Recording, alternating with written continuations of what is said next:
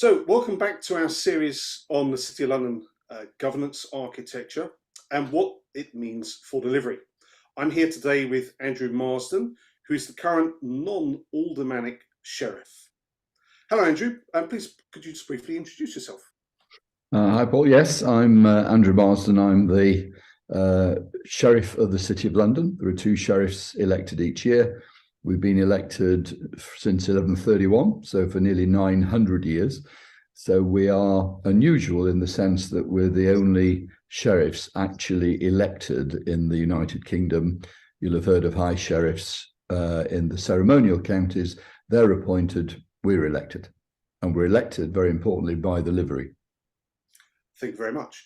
And briefly, could you outline what your role as a sheriff within the City of London entails? Yes, it's got, I suppose, three parts to it, or maybe four, I suppose. The first is that although we're elected by the livery, we're actually accepted by the monarch of the time. We are the two sheriffs who are the King's sheriffs appointed by him to the judiciary of the City of London. And as such, we live at the Old Bailey, and we are essentially there to uphold the rule of law. And as part of that role, we are trying to explain what the role of the judiciary is, because the Old Bailey is the only privately owned court in the United Kingdom, and it's owned by the City of London Corporation. So that's part of the job. The second part, of course, is to uphold the dignity of the office of an elected sheriff. And the other main part of the role is really to assist the Lord Mayor in his role as Ambassador for Financial and Professional Services. Because the Lord Mayor of the City of London, again, uniquely carries cabinet rank and will spend a lot of time going around the world, probably over 100 days a year, maybe to 40 countries, advocating the role of the City of London as the financial centre of the world. And both sheriffs are there to support that activity. So moving on, what impact can you have in this role in modern times? On what challenges might you face? I think in terms of impact, a lot of it is relative to soft power, because of course we're definitely non-party political as the King's representatives. But I think one of the great things about the Shrievalty is its convening power. So I suppose the greatest element is that we introduce influencers into the city, and we do that by having lunches with the judges every day. And we introduce all sorts of people, from politicians to senior business people and so on. And then the real element of impact is when we're pursuing what we call our themes. So my particular areas are, I've been involved in mentoring senior women for 30 odd years. So EDI is very important to me. So I've had a glass ceiling event. I've celebrated International Women's Day, International Day of Women Judges. I'm going to have an activity coming up on, it's a decade since same-sex marriage was introduced. The other one, frankly, is in things like investment and growth, innovation and growth.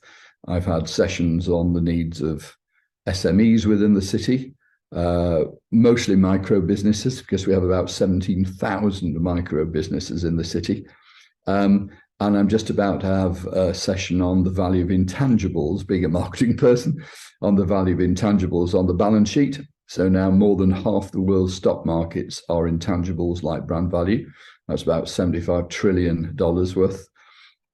And the other one is on regional and international growth. So I've had, regionally, I've had celebrations of St. Patrick's Day, St. David's Day, and more recently, and the most significant, I think, was a trip to the Ukraine where I represented the city.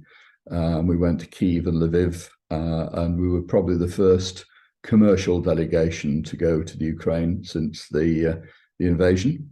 And the final element of what we can do is help with charitable activity. Most liveries have connection with charity one way or the other.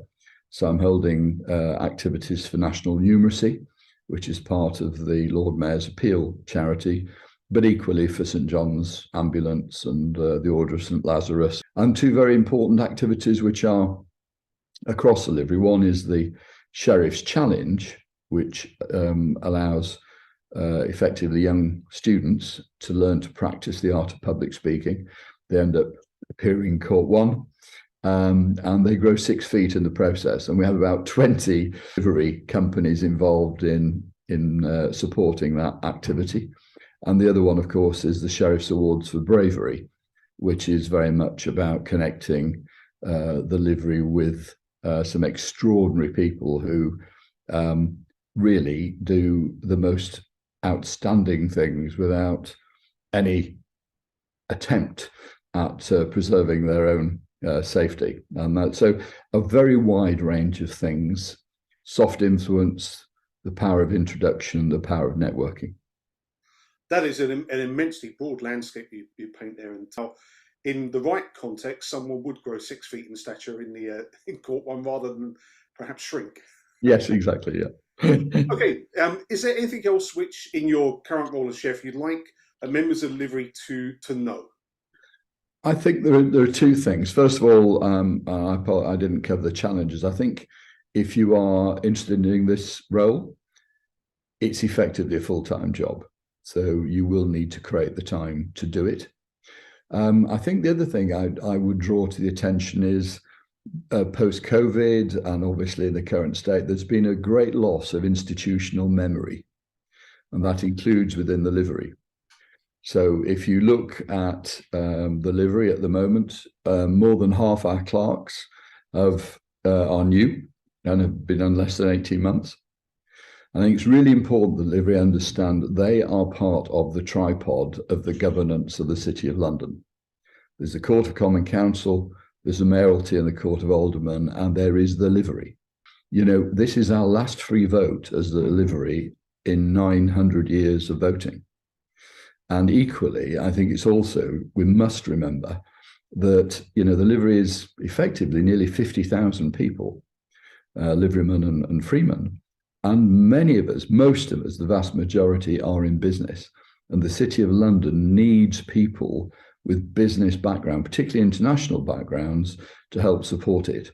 And therefore, I hope livery companies and individual liverymen will put themselves forward, get the alderman and common councillor voted for by the business vote as well as the domestic vote.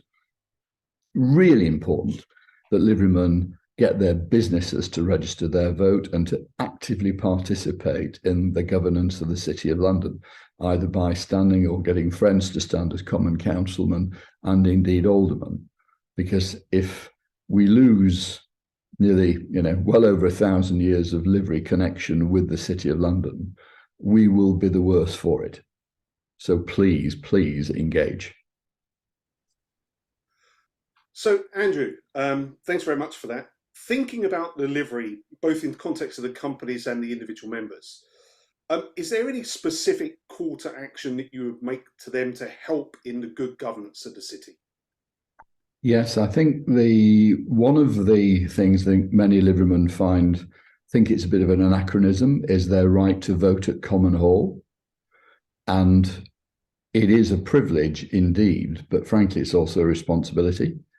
We can't complain about the city doing things that we don't like if we're not prepared to stand up and elect people. So it's very important that when you people, if they are allowed to attend Common Hall as liverymen, they attend and they vote, because exactly the same applies in local elections. They must get their companies to volunteer their staff to register and to take part in local elections, because the city governance is a very fragile thing.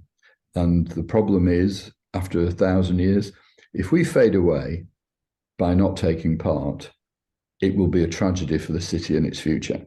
So if you get a vote, or you can get a vote, do so, because otherwise we will either use our influence or we will lose it. Thank you very much, Andrew. Much appreciated.